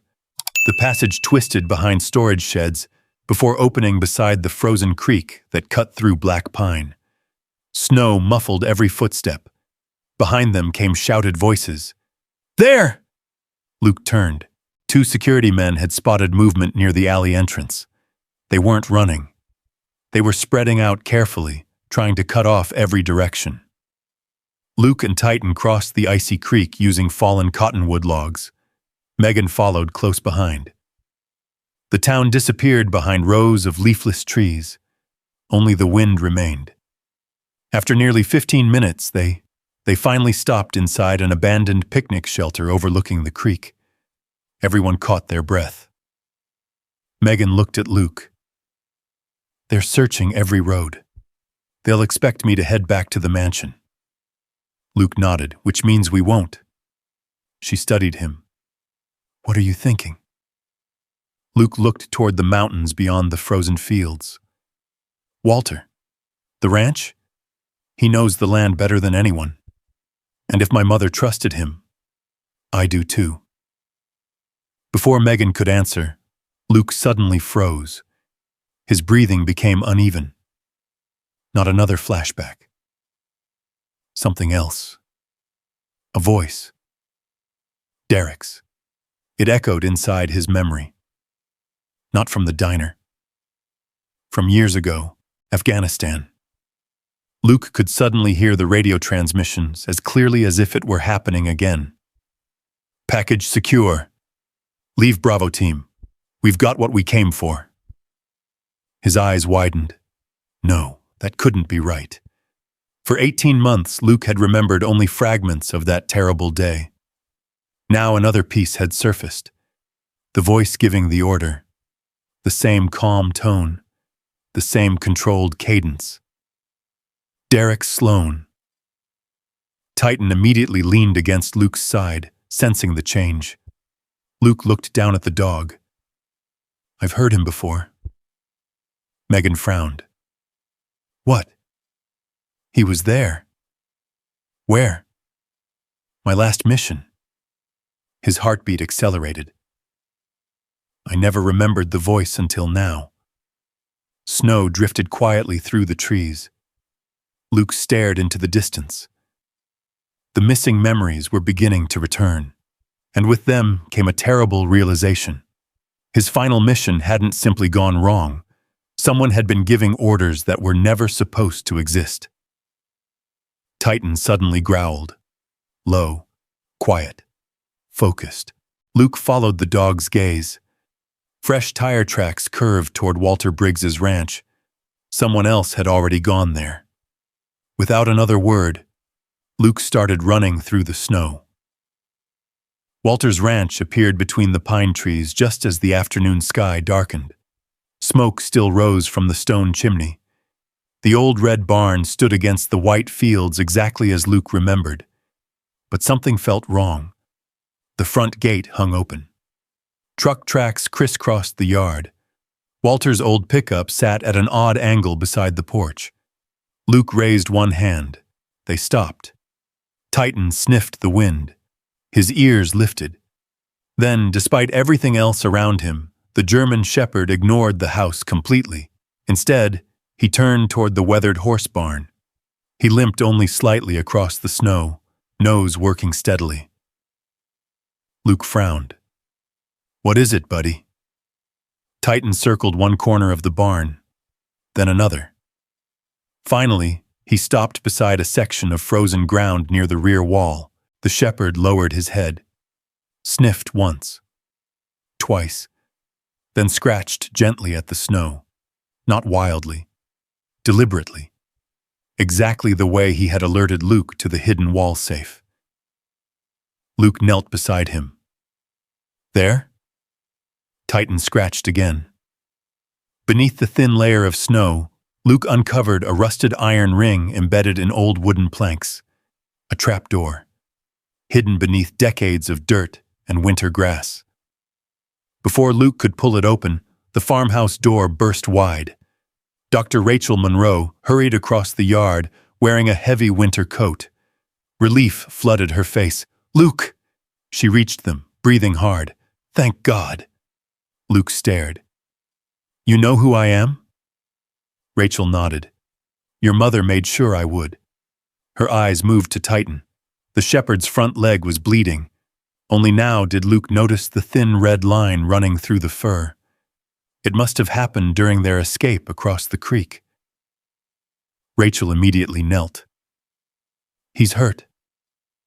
Titan remained perfectly still while she examined the cut. "It's not deep," she said gently, "but it needs cleaning." Luke rested one hand on the dog's neck. "I'm sorry, buddy." Titan leaned against him as though apologizing for slowing him down. Rachel looked toward the hidden trapdoor beneath the barn. "So, you found it?" Luke met her eyes. "What is it?" Rachel took a slow breath. "The place your mother spent years protecting." She reached for the iron ring. "Come with me." With both hands, she pulled. The old wooden hatch slowly opened. A rush of cool air rose from the darkness below. Stone steps disappeared into the earth. Luke shined his flashlight downward. The beam revealed concrete walls, medical cabinets, and a narrow underground corridor stretching far beneath the barn. Luke aimed his flashlight into the darkness. Concrete walls disappeared into the earth, lined with neatly mounted electrical conduits and old emergency lights that had long since lost power. Metal shelves stood against one wall, holding sealed medical supplies, blankets, canned food, and boxes labeled in Evelyn Bennett's careful handwriting. Titan stepped onto the first stair. Despite the fresh bandage wrapped around his front leg, the German shepherd moved with quiet determination. Rachel smiled softly. He never waits for permission when someone needs help. Luke followed the dog underground. The heavy wooden hatch closed above them, muting the wind until only silence remained. The temperature changed immediately. Cool. Still. Safe. The passage stretched nearly 100 yards beneath the frozen ranch before opening into a surprisingly large underground clinic. Luke stopped in disbelief. Rows of hospital beds filled the room. Each bed was separated by simple curtains. Wheelchairs stood neatly folded beside lockers. Shelves contained medications, trauma kits, crutches, and prosthetic maintenance equipment. A faded American flag hung above one wall beside photographs of smiling veterans gathered around picnic tables outside the ranch during warmer seasons. Nothing about the place suggested luxury. Everything suggested dignity. Rachel watched Luke's expression. "Your mother built this one room at a time." Luke slowly turned in a circle. "She never told me." Rachel nodded. "She knew you would insist on helping, and she wanted you focused on healing after your deployments." Luke gently ran one hand across an empty hospital bed. "How many people came here?" "Hundreds." Rachel's voice echoed quietly through the room. Some stayed a night. Some stayed months. Many arrived believing they had nowhere left to go. Luke looked toward the lockers. Each carried only a first name. Tom, Harold, Miguel, James. No last names. No ranks. No judgments. Rachel smiled sadly. "Your mother believed that the first thing people should recover was their identity." Luke lowered his eyes. "She never stopped serving." "No." Rachel shook her head. "She simply changed uniforms." Titan slowly walked through the room, sniffing each bed. Occasionally he paused beside one before moving on. Rachel noticed. "He remembers." Luke frowned. What do you mean? Your mother brought Titan here several times after you retired. Rachel smiled at the shepherd. He visited patients. Many of them trusted dogs more than people. Luke stared. I never knew. She didn't tell you because she wanted Titan to be your partner first. The words settled heavily inside him. Even after Luke's military career ended, even after homelessness, his mother had quietly continued caring for both of them. Rachel led them farther into the clinic. Framed thank you letters covered one hallway. Some came from veterans, others from wives, children, parents. One handwritten note simply read, "Thank you for believing I was worth saving." Luke stopped reading. His vision blurred. Rachel quietly handed him a tissue from the nurse's station. He accepted it without embarrassment. Grief no longer felt like weakness. It felt like proof that love had existed.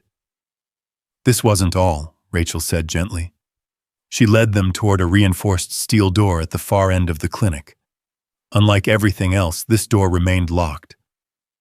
Rachel removed a small brass key from around her neck. Evelyn gave me this the week before she died. The key turned. The lock released. Inside waited a smaller treatment room. One hospital bed, one desk, several filing cabinets, an old tape recorder. Maps of Wyoming covered one wall. Red pins marked locations across the state. Luke stepped closer. What are these? Rachel pointed to the pins. Safe houses. For veterans escaping abusive situations. Temporary jobs. Counselors. Doctors willing to treat people without insurance. Luke slowly shook his head. My mother built all this? Over 12 years. Rachel answered quietly. Mostly by herself. Titan suddenly stopped moving. The dog's ears lifted. His nose pointed toward the floor. Not the cabinets. Not the desk. The floor. Luke recognized the behavior instantly. Titan. The shepherd pawed gently at one corner of an old rug. Luke rolled it aside. A square steel hatch appeared beneath it. Rachel looked surprised. I've never seen that before. Titan scratched twice. Luke gripped the handle and lifted. A narrow staircase descended into another chamber below. Cool air drifted upward.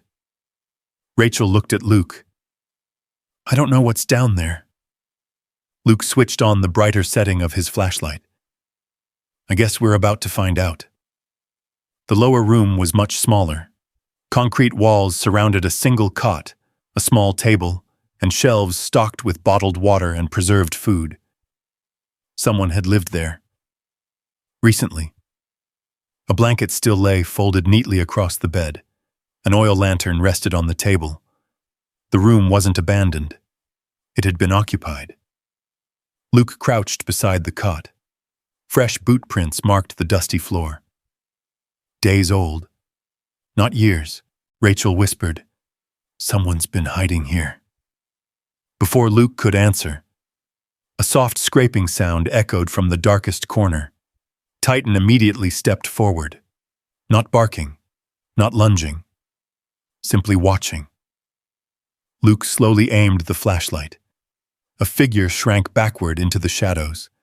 Thin, bearded, wrapped in an old military blanket. One frightened hand shielded tired eyes from the light. It's okay, Luke said calmly. We're not here to hurt you.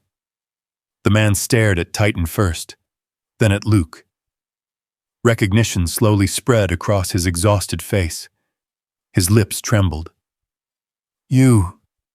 His voice was barely audible. You really came back. Luke frowned. Do I know you? The man swallowed hard, then slowly reached beneath his blanket. Luke instinctively tensed. Instead of a weapon, the stranger held out a worn silver photograph. It showed two boys standing beside Evelyn Bennett in front of the old ranch house. One was Luke, The other looked almost identical, only younger. Luke's heartbeat stopped. The stranger lowered the photograph. Tears filled his eyes. "My name," his voice cracked, "is Noah." Luke stared at him in disbelief. "No." The man nodded slowly. "I'm your brother." Silence filled the underground room. Luke had spent 12 years believing Noah Bennett died after a tragic accident in the mountains. He had mourned him, buried an empty casket, listened as everyone called it a terrible tragedy. Yet here he stood, alive, terrified, and hiding beneath the barn their mother had spent years protecting. Luke took one uncertain step forward. Noah. His younger brother's eyes filled with tears. It wasn't an accident. He looked toward the ceiling as though afraid someone above might still hear. "I saw Graham meeting men at the ranch. I saw the trucks, the weapons. They tried to kill me. My mother hid me." Luke could barely breathe. Everything he believed about his family, about his past, was unraveling. Noah gripped Luke's sleeve with trembling fingers. "There isn't much time." His eyes locked onto Luke's. "Mom," his voice broke, "was still alive after Graham told everyone she was dead." The words settled over the hidden room like a weight no one could lift. Luke stared at Noah, searching his face for any sign that grief had twisted memory into confusion. He found none. Only exhaustion. Only fear. Only the unmistakable look of a man who had spent years carrying a truth too dangerous to speak. Luke slowly lowered himself onto the edge of the narrow cot. "When?" he asked quietly. Noah swallowed. "The night everyone believed she died." Rachel stood frozen near the doorway. "I was there that week," she whispered. "The hospital notified me after Graham said Evelyn had passed." Noah nodded. "She became critically ill that evening." His hands trembled as he wrapped the old blanket tighter around his shoulders. But she wasn't gone. Luke felt his heartbeat echo in his ears. "What happened?" Noah closed his eyes. "I'll tell you everything." The underground room disappeared into silence except for the distant hum of the ventilation fans. Titan eased himself onto the concrete floor beside Luke, despite the fresh bandage around his leg.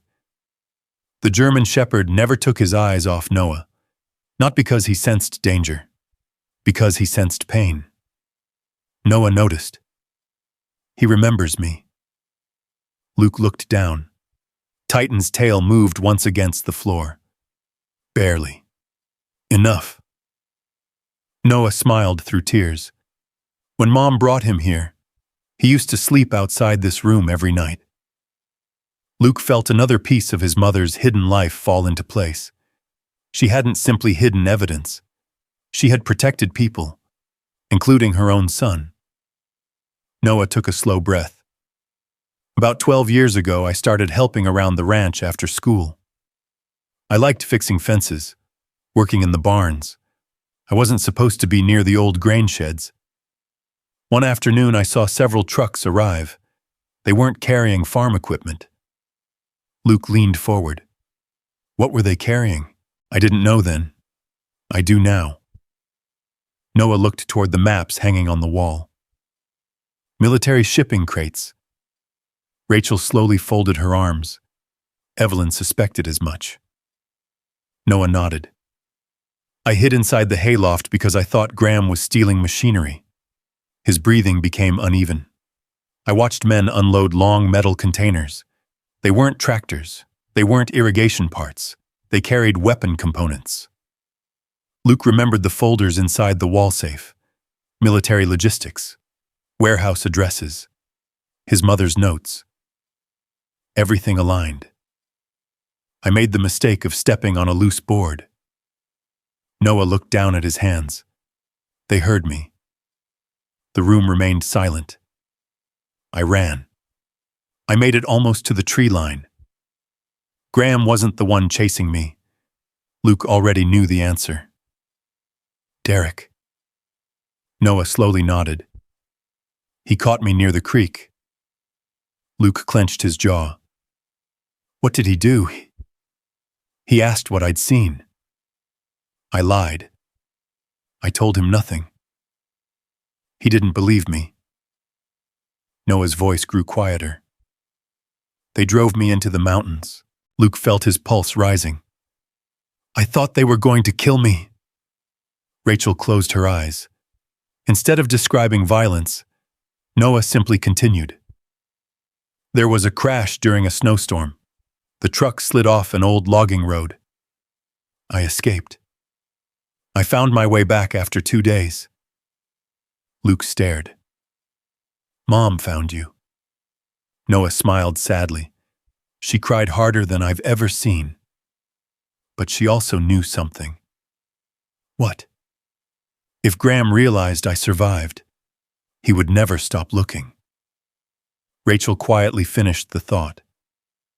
So Evelyn hid you. Noah nodded. She built this room beneath the clinic. I stayed underground whenever strangers came. I only went outside after dark. Luke looked around the small chamber, the narrow bed, the books, the old lantern. Years. His younger brother had lived this way for over a decade, alone, forgotten by the world. Luke's throat tightened. I'm sorry. Noah looked surprised. For what? I buried an empty coffin. I stopped searching. Noah shook his head. You couldn't have found me. Mom wouldn't allow it. Luke frowned. Why? She believed they were watching you. The answer made painful sense. After Luke's failed mission, after his discharge, anyone connected to him could have been placed in danger. His mother had sacrificed seeing both sons together in order to keep them alive. Rachel quietly crossed the room and opened one of the filing cabinets. Inside were dozens of cassette tapes. Evelyn recorded everything. She removed several carefully labeled cases. She wanted Noah's memories preserved before time faded them. Luke accepted the first tape. Across the label, Evelyn had written, "The night everything changed." Rachel placed the old recorder on the desk. The tape clicked into place. Static crackled. Then Evelyn's voice filled the room. If you're listening to this, Luke, then Noah trusted you enough to tell the truth. Luke closed his eyes. Her voice still sounded impossibly alive. I know you'll want justice, but promise me something. Do not let anger become your mission. Truth must be stronger. The recording paused. Then another voice entered. Noah's, much younger, frightened.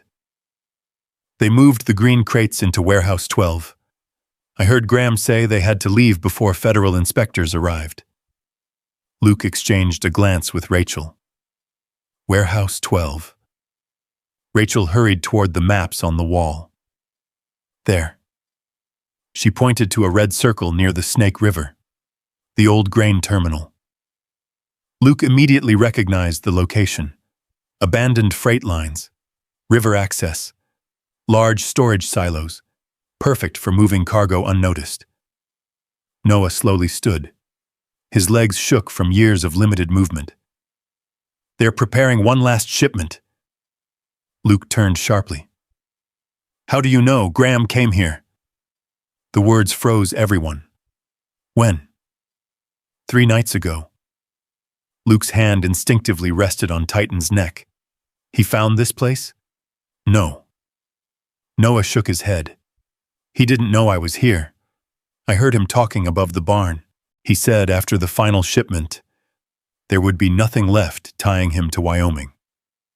Rachel whispered, He's cleaning everything. Luke nodded. The mansion, the ranch, the warehouses, the evidence. Everything suddenly made sense. The rushed demolition, the constant searches, the false death certificate. Graham wasn't simply building a resort. He was erasing history. Luke looked toward Titan. The shepherd struggled to stand. His injured leg trembled. Luke gently knelt beside him.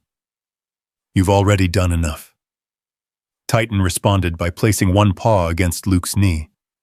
No hesitation, no complaint. Luke smiled. "I know." Rachel walked over carrying fresh bandages. "He shouldn't be running." Titan looked directly at Luke, almost stubbornly. Luke laughed softly despite everything. "He's not asking. He's telling."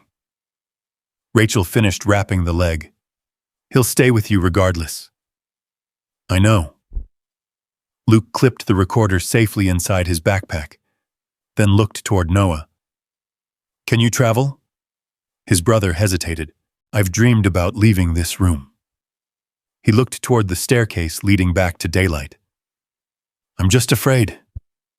Luke understood that feeling better than anyone. He placed one hand on Noah's shoulder. "You don't have to stop being afraid. You just don't have to face it alone." For the first time in many years, Noah smiled. A faint smile, but real.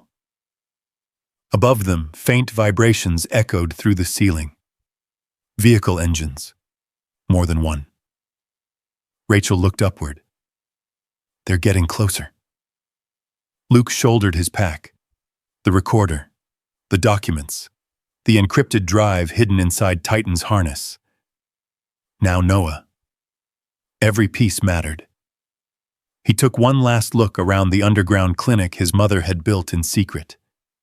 She hadn't left him money. She had left him a mission. And somewhere beyond the snow-covered mountains, at an abandoned grain terminal beside the Snake River, the final answers were waiting. Luke tightened the straps on his backpack and looked around the hidden clinic one final time. The room no longer felt like a secret buried beneath the earth. It felt like a promise. Every empty bed, every handwritten thank you letter, every carefully labeled medicine cabinet spoke of the life his mother had chosen after years of watching wounded people return from wars that never truly ended.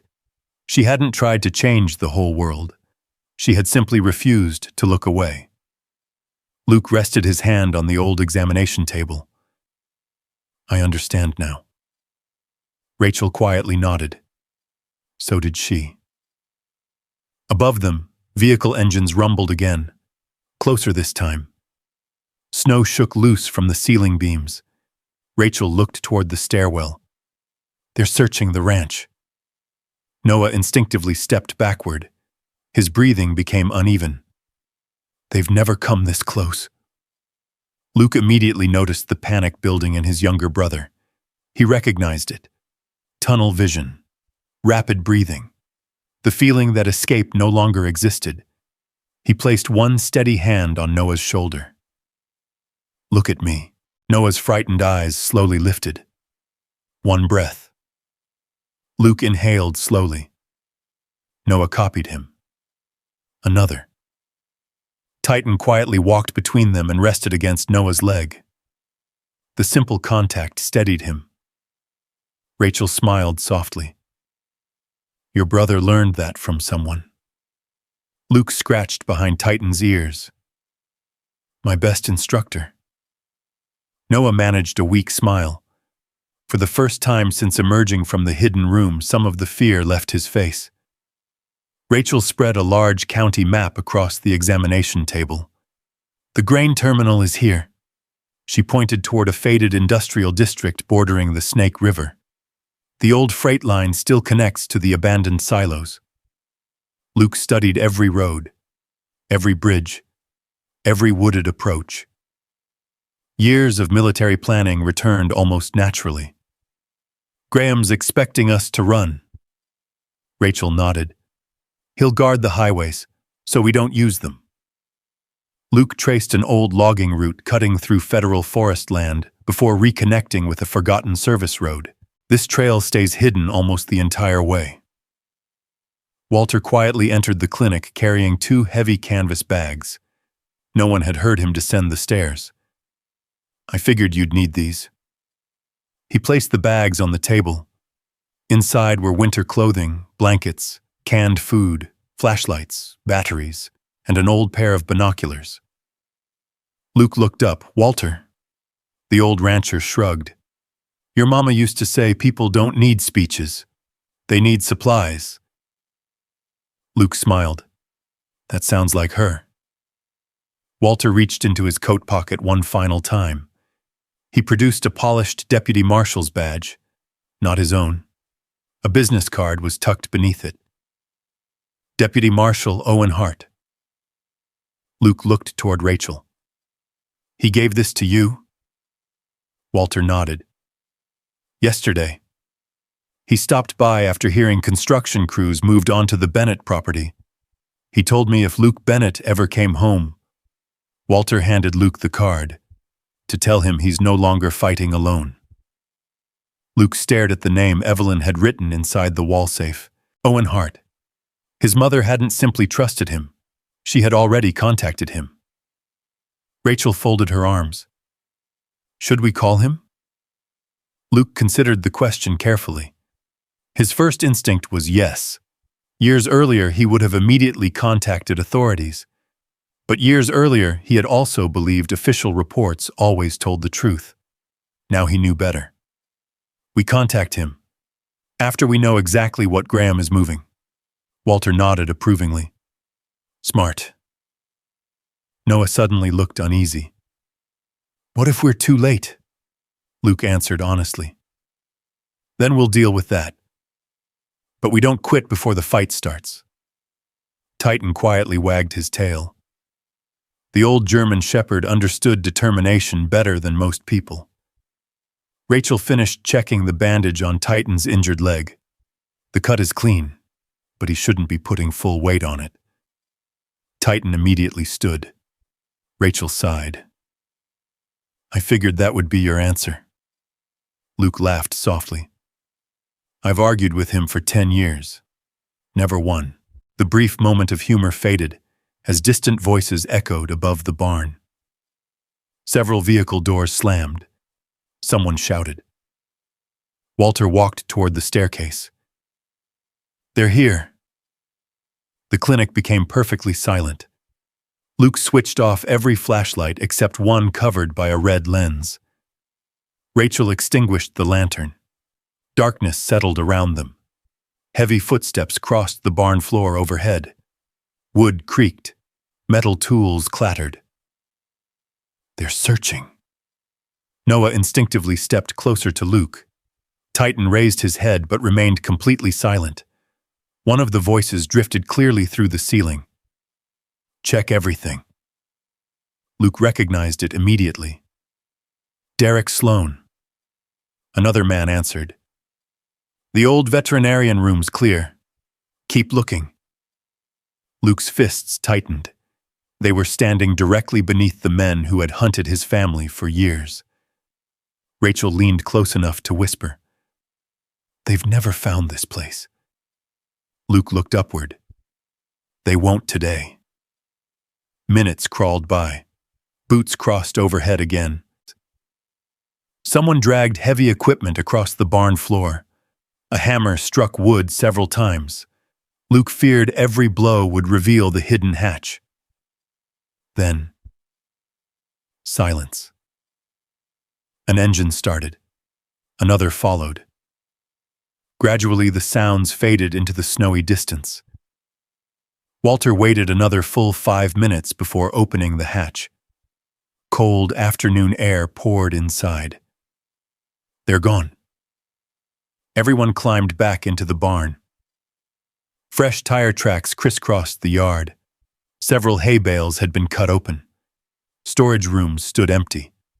Yet the hidden entrance remained untouched. Walter looked toward Luke. "They're getting desperate." Luke nodded. "So are we." Snow continued falling as evening approached. The mountains disappeared behind thick gray clouds. Time was running out. Luke gathered everyone beside the old workbench. "This is how we do it. He pointed across the map. Noah stays with Rachel until we're clear. Noah immediately shook his head. No. Luke looked at him. I'm coming. It's too dangerous. I've spent 12 years hiding. Noah's voice remained calm. I'm done. Luke studied his younger brother for several long seconds, then slowly nodded. All right. But you stay behind me. Walter smiled faintly. That's exactly what your mother would have said. Luke folded the map. The grain terminal before sunrise. He looked toward Titan. You still with me? The German shepherd stood despite the bandaged leg. His posture answered before Luke finished asking. Luke smiled. I already knew. Outside, the snowstorm grew heavier. The old barn doors creaked in the wind. Beyond the frozen fields, somewhere beyond the forests and silent mountains, freight tracks stretched toward the abandoned grain terminal, where Graham Voss believed he was preparing his final shipment unseen. He had no idea the people he thought he'd erased were already on their way. The convoy left Walter Briggs's ranch well before dawn. Snow muffled every sound beneath their boots as Luke Bennett led the way through the pine forest. Titan stayed at his side despite the bandage wrapped around his front leg. Every few minutes, Luke glanced down at the German shepherd, silently checking his pace. You can stay behind, Luke whispered once. Titan answered by moving one step ahead. Luke smiled to himself. I figured. The old logging trail wound through dense timber before descending toward the Snake River Valley. Far below, faint industrial lights glowed through the falling snow. The abandoned grain terminal. Years ago, freight trains had carried wheat from surrounding ranches across the country. Now the towering silos stood like forgotten monuments, surrounded by rusting conveyors, empty loading docks, and broken warehouses. Perfect for hiding things no one was supposed to see. Luke raised a fist. Everyone stopped. He lifted the binoculars Walter had given him. 3 tractor trailers sat beside the largest warehouse. Portable floodlights illuminated the loading yard. Several armed security guards patrolled slowly between shipping containers, and near the center of the yard stood Graham Voss. Even from this distance, Luke recognized the expensive wool coat and confident posture. Graham pointed toward one of the trailers while speaking with Derek Sloan. Luke lowered the binoculars. They're still loading. Rachel unfolded the property sketch she had copied from county records. The maintenance tunnel should enter beneath the conveyor system. Luke nodded. Noah, stay with Rachel until I signal. I'm coming with you. No. Luke's voice remained calm but firm. If something happens to me, someone has to walk out with the truth. Noah looked ready to argue. Instead, he slowly nodded. I understand. Luke rested a hand on his shoulder. When this is over, we're both going home. For the first time in years, Noah believed him. Luke turned toward Titan. You remember camera drills? The German shepherd tilted his head. Luke removed a compact body camera from Walter's canvas bag and secured it to Titan's harness. If we get separated, Titan remained perfectly still while Luke tightened the straps. You keep moving. The dog licked Luke's hand once. Then the mission began. The maintenance tunnel was almost hidden beneath decades of weeds and drifting snow. Luke forced open the rusted grate just enough for Titan to slip through first. The shepherd disappeared into darkness. Seconds later, Luke followed. The tunnel smelled of damp concrete and machine oil. Old electrical cables hung from the ceiling. Water dripped steadily somewhere ahead. The passage eventually climbed toward a steel ladder.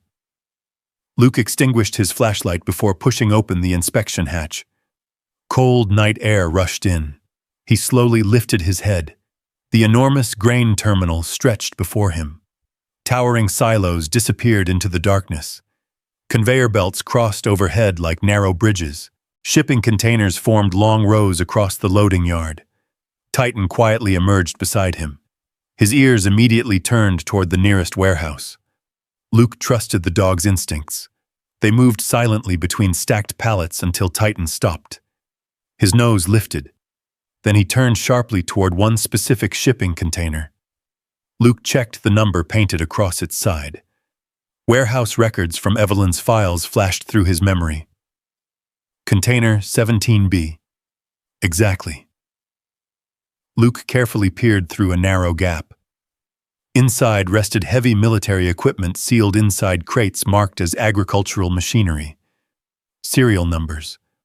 Government markings. Everything Rachel and Noah had described. Luke activated Titan's camera. The dog calmly stepped closer while the tiny lens recorded every crate, every serial plate, every document lying on the nearby loading table. Luke photographed them as well. Enough evidence to prove the operation existed. Enough to justify everything his mother had risked. A voice suddenly echoed across the terminal. Movement. Luke froze. One guard pointed toward the conveyor platform. Another flashlight swept across the yard. Titan immediately returned to Luke's side without needing a command. They slipped behind a row of fuel drums moments before beams of light crossed the place where they had been standing. So much for quiet, Luke murmured. The radio chatter grew louder. Search the east platform. Nobody leaves. Luke glanced toward the tunnel. Too late. They were surrounded. He whispered to Titan. Plan B, Shu. The shepherd immediately sprinted across an open service lane. Not away, exactly where Luke needed him to go. Several guards instinctively followed the moving dog. Luke used the distraction to reach the opposite conveyor staircase. Halfway across the metal catwalk, another voice stopped him cold. I knew you'd come. Luke slowly turned. Derek Sloan stood 20 feet away. Snow drifted between them. His pistol remained holstered. His expression showed no anger, only certainty. You've always been predictable, Lieutenant. Luke stared silently. Derek took another step. You still think every problem can be solved by saving someone. Luke's pulse quickened. The voice, the cadence, the memory. Suddenly, the missing pieces crashed together. Afghanistan, the burning compound, the broken radio, someone ordering Bravo team to hold position, someone changing extraction coordinates without authorization.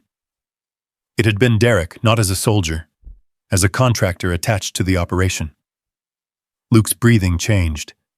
Not panic, recognition. You were there. Derek smiled faintly. Finally remembered. Luke clenched his fists. You left them, no. Derek shook his head. I followed orders. What orders? The profitable ones. Luke understood. The mission had never been about rescue. It had been about protecting something far more valuable. Derek continued quietly. Your team wasn't supposed to survive long enough to ask questions. The words struck harder than any weapon. Years of guilt, years of nightmares, built on a lie. Luke took one step forward. You destroyed their lives. Derek's expression never changed. They were expendable. Before Luke could answer, a sharp crack echoed through the terminal. A support cable snapped high above the conveyor. One of the rusted maintenance platforms lurched violently. Luke looked up just as the steel grating beneath Derek's feet gave way. Instinct overcame anger. Move! Derek reacted too late. The platform collapsed. Luke lunged forward, catching the edge of a falling handrail as twisted steel crashed downward. The impact threw both men onto the catwalk. Titan charged toward Luke. Another section of railing broke free. Without hesitation, the German shepherd leaped between Luke and the collapsing metal. The falling beam struck the walkway beside Titan, scattering splinters and twisted steel across the platform. Luke grabbed the dog's harness and pulled him clear moments before the remaining catwalk collapsed into the darkness below. Titan stumbled.